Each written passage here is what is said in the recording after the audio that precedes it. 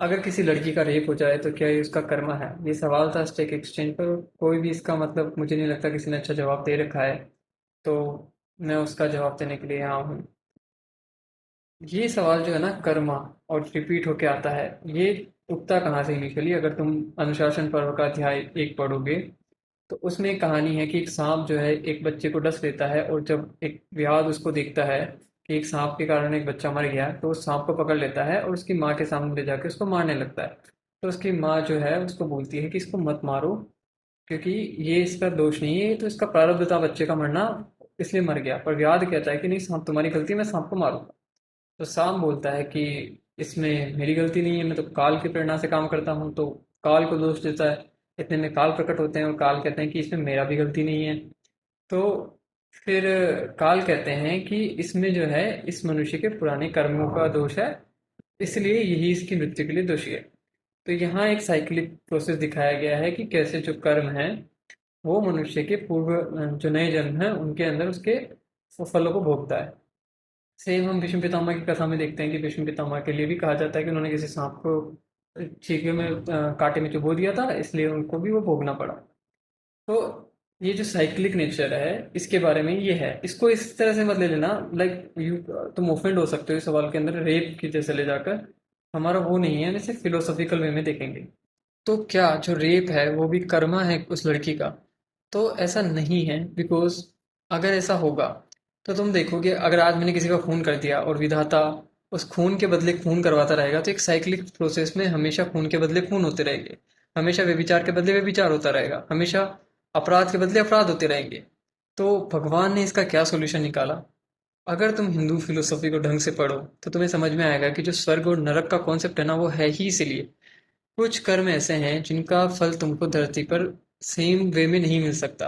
अगर ऐसा किया गया तो वो कर्म जो है वो साइक्लिक हो जाएगा। अगर किसी को तुमने मार दिया और अगले जन्म में उसने तुमको मार दिया, तो वो तो एक कभी खत्म ना होने वाली कहानी हो गई है। तुमने किसी का रेप कर दिया और उसने तुम्हारा रेप कर दिया, तो वो कभी ना खत्म होने वाली कहानी बन गई है। तो इससे पाप की वृद्धि ही हो रही है। तो इसका सोल्यूशन क्या है? स्वर्ग और नरक बना रखें। अगर तुम बहुत अच्छे कर्म करते हो जिनका फल तुम्हें धरती पर नहीं दिया जा सकता, तो तुम्हें वहां पे स्वर्ग में भेज दिया जाता है। तुम बहुत नीच कर्म करते हो जिनका भी फल तुम्हें धरती पे नहीं दिया जा सकता, तो तुम्हें नरक भेज दिया जाता है। वहां पर भी तुम अपने फल भोगते हो। तो फिर इस तरह से जो साइक्लिक प्रोसेस है कर्मों का, उसको रोका जाता है, ताकि जो पाप के बदले पाप है ना वो ना बढ़े, जो बुरे कर्म है वो ना हो। तो फिर जो उस कथा में जानवर ने उस सांप को डस लिया था, तो क्या इसमें साइक्लिक प्रोसेस क्यों नहीं दिख रहा फिर? तो इसका रीजन ये है, क्योंकि जानवरों की जो योनि है उसको भोग योनि माना जाता है।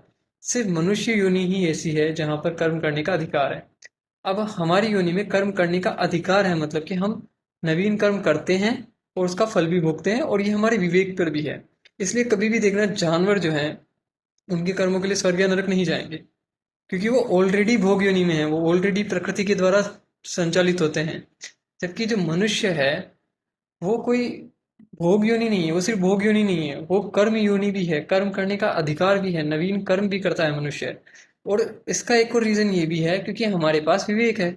जानवरों के पास विवेक नहीं है, इवन देवताओं के पास भी ये अधिकार नहीं है कि वो नवीन कर्म बना सके। तो सिर्फ मनुष्य के पास वो अधिकार है धर्म के हिसाब से। तो इसीलिए जो रेप है उसके लिए कभी भी किसी भी लड़की को ब्लेम नहीं किया जा सकता। इवन शास्त्र तो इस बारे में इतने स्पष्ट हैं, वो कहते हैं कि अगर किसी कन्या के साथ ऐसा होता है तो इससे वो कन्या अपवित्र भी नहीं हो सकती। भगवान के बारे में 3 सत्यों को जानना चाहिए। वो ये है कि भगवान दयालु हैं, भगवान सर्वसमर्थ हैं और भगवान सर्वज्ञ हैं। भगवान दयालु हैं इसलिए हम पर दया भाव रखते हैं, सर्वज्ञ हैं इसलिए हमारे कष्टों को जानते हैं, और सर्वसमर्थ हैं इसलिए हमारे कष्टों का हरण कर सकते हैं। ऐसा स्वामी राम सुखदास जी महाराज कहते हैं। तो जो भगवान दयालु हैं वो इवेंचुअली ऐसी चीज़ें तो होने नहीं देंगे, पर भगवान मनुष्य के कर्मों में भी हस्तक्षेप नहीं करते। भगवान गीता में कहते हैं कि ना मैं मनुष्य के कर्मों की, ना कर्मों के फल की, और ना उनके संयोग की ही रचना करता हूँ, बल्कि मैं उनके स्वभाव में ही बरतता हूँ। उन्होंने प्रकृति को एनकोड कर दिया है, कोड कर दिया है, लाइक कि ठीक है, जो भी कर्म होगा उसका फल होगा, प्रकृति डिसाइड करेगी। इट्स लाइक कि कोडिंग है, एक पैटर्न है, वो चीज़ें उस तरह से उस नियमों से चलेगी।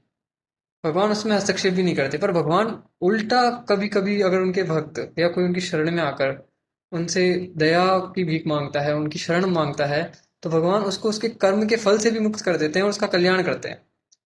इसीलिए तो भगवान गीता में कहते हैं कि अपि चेत दुराचारो, कि बुरे से बुरा इंसान भी मुझे आकर मेरा भजन करेगा तो वो अंत में साधु हो जाएगा, उसका भी कल्याण हो जाएगा। क्या भगवान ने एक डाकू का कल्याण नहीं किया, डाकू रत्नाकर का कल्याण नहीं किया? उसको तो कर्मों के हिसाब से कुछ और मिलना चाहिए था। तो श्री भगवान तो इस स्तर पे दयालु हैं, तो भगवान किसी का बुरा नहीं चाहते, भगवान किसी का बुरा करते भी नहीं है। हम क्या बोलते हैं, मंगल भवन अमंगल हारी, कि भगवान जो है वो मंगल के घर हैं और अमंगल का हरण करने वाले। जो भगवान खुद मंगल के घर हैं, वो किसी का मंगल नहीं करते। जो भगवान की शरण होके उनसे मदद मांगेगा, भगवान उसके लिए आ भी जाएंगे। पर भगवान कोई फालतू का हस्तक्षेप भी नहीं करते, क्योंकि ईश्वर के पास भी वही चीज आ गई फिर। वो तुम्हें फ्री विल दे सकते हैं या फिर अपने हिसाब से दुनिया चला सकते थे, और उन्होंने तुम्हारी फ्री विल को हर चीज से ज्यादा तवज्जो दी है। इसलिए उन्होंने मनुष्य को अधिकार दिया है कि कर्म करने का, कि तुम अगर कर्म करना चाहो तो कर्म करो और अपनी कर्मों का फल भी तुम ही भोगो। तो ये उनकी फ्री विल है, और जो कल्याण चाहते हैं वो ईश्वर की शरण में जाते हैं। और भगवान ने आश्वासन भी दिया है कि जो मेरी शरण में आएगा मैं उसका कल्याण करूंगा। तो परमेश्वर, मतलब मैं भगवान की दया को तो अगर तुम ध्यान से देखोगे तो तुम पाओगे कि इससे ज्यादा कुछ, ये तो मतलब इन्फिनिट में है कि क्या भगवान इससे ज्यादा क्या करे तुम्हारे लिए। हमारे धर्म में पाप और पुण्य की बहुत आसान परिभाषा है शास्त्रों में। परोपकार पुण्याय पापाय परपीडनम, कि दूसरों का भला करो पुण्य है, दूसरों का बुरा करोगे, दूसरों को कष्ट दोगे तो पाप है। इवन तुम सत्य बोलो, हमेशा सत्य बोलो और उससे किसी को कष्ट हो रहा है तो पाप है। तुम्हारे सत्य बोलने से कोई मर गया तो पाप है। पर अगर तुम्हारे झूठ बोलने से भी किसी का भला हो गया, किसी के प्राण बच गए, तो पुण्य है। इतना सिंपल है कि दूसरों का भला हो रहा है पुण्य है, दूसरों का बुरा हो रहा है पाप है। तो क्या श्री भगवान कभी भी हस्तक्षेप नहीं करते?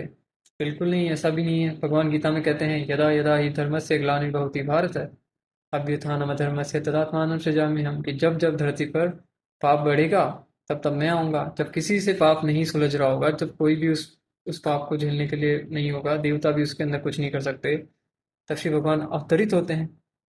श्री भगवान प्रकट होते हैं और पापी का नाश करते हैं। तो भगवान हर एस्पेक्ट में, भगवान जो भी कर सकते हैं भगवान करते हैं। भगवान तुम्हें फ्री विल दे रहे हैं। जब पाप तुम्हारे कंट्रोल से बाहर चला जाएगा तो भगवान उसके लिए तुम्हें स्वयं धरती पे प्रकट हो जा रहे हैं, कष्ट ले रहे हैं। जब भगवान पाप बढ़ गया और लाइक, क्या पापी को उनके कर्मों का फल नहीं मिल रहा? तो वो भी मिल रहा है, कि जो पाप कर रहा है उसको नरक भेजा जा रहा है, जो पुण्य कर रहा है उसको स्वर्ग भेजा जा रहा है। जीवों का कल्याण करने के लिए परमेश्वर जीवों के कल्याण के लिए हमेशा ऐसा रहते हैं कि खड़े हैं, कि बस कल्याण हो इनका। तो भगवान की दयालुता पे, भगवान की समर्थता पे प्रश्न नहीं है। तो अपनी बुद्धि से जब हम आक्षेप लगाते हैं, उसके बजाय हम थोड़ा समझने का प्रयत्न करेंगे तो शायद हम धर्म को अच्छे से समझ पाएंगे, तब हम उसके पर्पस को अच्छे से जान पाएंगे। राम राम।